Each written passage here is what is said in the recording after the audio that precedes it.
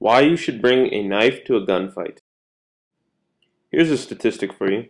70 to 80% of gunfights happen at less than 21 feet. There's a rule of thumb that they teach law enforcement officers called the 21-foot rule. The rule states that if your weapon is holstered within 21 feet, a person can cover that distance before you can have time to react. Now, obviously, you're not going to be attacking a police officer, but this concept holds true for anyone wielding a holstered gun.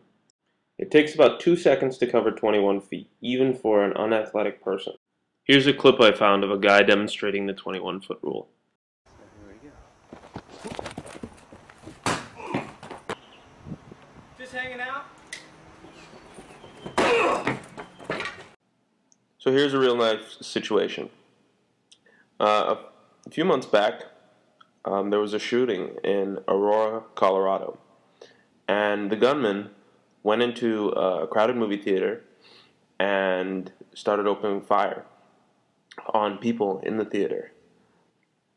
There were a lot of warriors that lost their lives that day, including military men and martial artists. And had they survived the initial onslaught and had their weapons on them, you could be rest assured they would have stopped that. Now, you might say, like, if this happens to me and I've got a knife on myself, what can I do? Well, he brought in the theater several guns, 6,000 rounds of ammunition. He had to change clips several times during the shooting. All of that would have been a pause in the action where you easily could have jumped out and covered that distance in 2 seconds and got to him and saved a lot of lives. Action. The gun is holstered, or the shooter is reloading, or he's distracted. Those are all pauses in the action where you can take advantage of that. And if you're within 21 feet, you can close that distance really quickly. And there's nothing really the shooter can do. Now I'm going to talk to you guys a little bit about the awareness, the color code system. So the first color is white. White means you're unaware of your surroundings. It's you have your headphones on, you're kind of zoned out, you're in your own world. Now this is, not something we advise you to be in ever. You should always be in yellow. Now yellow is you're aware of your surroundings, you're paying attention to things. Maybe you notice that step is, a little bit higher than a normal step, so you don't trip over and fall. So that's kind of the idea of yellow. You're always aware.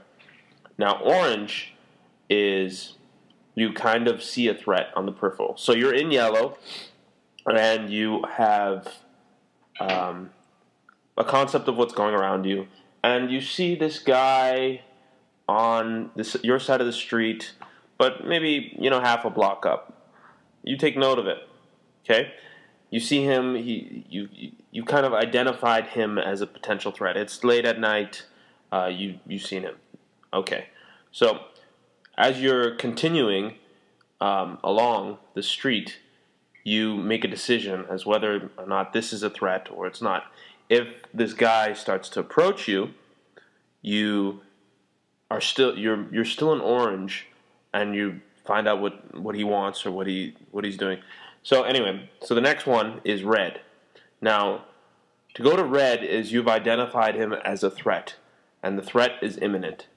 Say, for example, he pulls out a knife. That is a threat that's imminent, that's coming towards you. So that's red. So you never want